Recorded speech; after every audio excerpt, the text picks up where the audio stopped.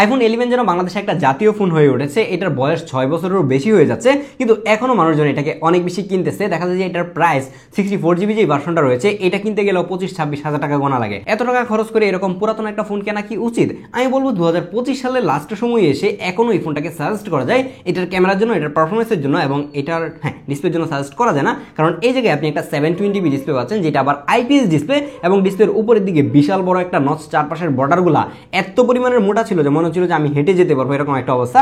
ডিসপ্লেটাকে যদি স্কিপ করা যায় তাহলে এখন পর্যন্ত এটার ক্যামেরা থেকে যে আউটপুট পাচ্ছিলাম সেটা আমাকে অবাক করেছে যে 6 বছর পুরাতন একটা ডিভাইস থেকে এত ভালো আউটপুট কিভাবে বের করে আনা যায়। এবং এটাতে যখন আপনি ভিভিড মোড ইউজ করবেন তখন তো দেখতে আরো বেশি সুন্দর লাগে, অনেক বেশি স্যাচুরেটেড এবং কালারফুল লাগে ছবিটা, এবং এই ধরনের কালারফুল ছবিগুলাই বেশিরভাগ মানুষ পছন্দ করে।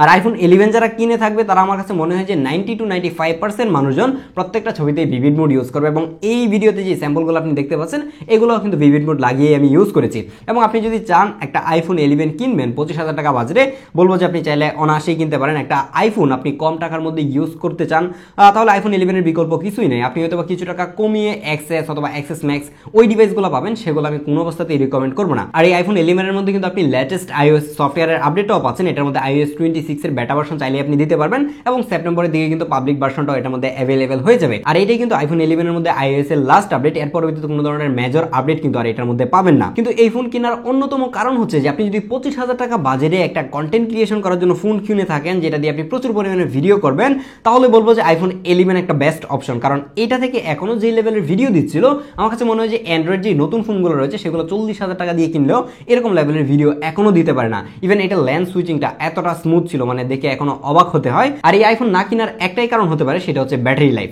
এই সময়ে এসে আপনি যতগুলো আইফোন 11 মার্কেটে পাবেন কিংবা মানুষজনের কাছ থেকে কিনতে যাবেন, প্রত্যেকটা ফোনের ব্যাটারি চেঞ্জ করা কিংবা বুস্ট করা, যার কারণে দেখা যায় যে ব্যাটারি ব্যাকআপ খুবই বাজে হচ্ছিল। আমার হাতের এই ডিভাইসটার ব্যাটারি ব্যাকআপ এভারেজে 3 থেকে 4 ঘন্টা হচ্ছিল, কিছু কিছু ক্ষেত্রে হয়তো বা এর থেকে কমও আপনি পেতে পারেন। তার মানে বুঝতেই পারতেছেন যে ব্যাটারি ব্যাকআপের অবস্থা কিন্তু খুবই খারাপ। হয়তো আপনি যদি ভালো কন্ডিশন দেখে কিনতে পারেন অথবা ভালো একটা ব্যাটারি পরবর্তীতে আপনি রিপ্লেস করে নেন তাহলে হয়তো আপনি ব্যাটার আউটপুট পেতে পারেন। আদারওয়াইজ মনে হয় না যে এটা থেকে ব্যাটার কোনো ব্যাটারি ব্যাকআপের সাপোর্টটা আপনি পাবেন। কিন্তু এটার যে ডিসপ্লেটা রয়েছে সেই ডিসপ্লের মধ্যে কিছু প্রবলেম পেয়েছি, যেহেতু এটার বয়স অলরেডি 6 বছর হয়ে গেছে। এটা একটা আইপিএস ডিসপ্লে, ডিসপ্লের চারপাশ থেকে কেমন জানি একটা ইয়েলো স্টোন চলে আসতেছে। অনেক সময় দেখা যায় ডিসপ্লে চেঞ্জওয়ালা ফোন আপনি পেতে পারেন, যেহেতু আইপিএস ডিসপ্লে, যার কারণে গ্রিন লাইন পড়ে যাওয়া কিংবা পিঙ্ক হয়ে যাওয়া এই ধরনের প্রবলেম কিন্তু খুব একটা ফেস করতে হয় না। বাট ডিসপ্লে চেঞ্জওয়ালা ফোনও কিন্তু মার্কেটে অনেক অ্যাভেলেবেল। আপনি যার কাছ থেকে কিনেন না কেন আপনি একটু ভালো করে দেখে শুনে বুঝে তারপরে একটা আইফোন 11 এই সময় এসে পারচেস করবেন। আর আমি আপনাদেরকে বলবো যে আপনি যদি কিছু টাকা অ্যাড করতে পারেন তাহলে 64GB যে আইফোন 12টা রয়েছে সেটা দেখতে পারেন। সেটার মধ্যে কিন্তু আপনি এটা থেকে অনেক কিছু আপগ্রেড পেয়ে যাবেন, যেরকম লেটেস্ট ডিজাইন, বক্সিয়ার ডিজাইনটা পাবেন, একটা অ্যামোলেড স্ক্রিন পাবেন।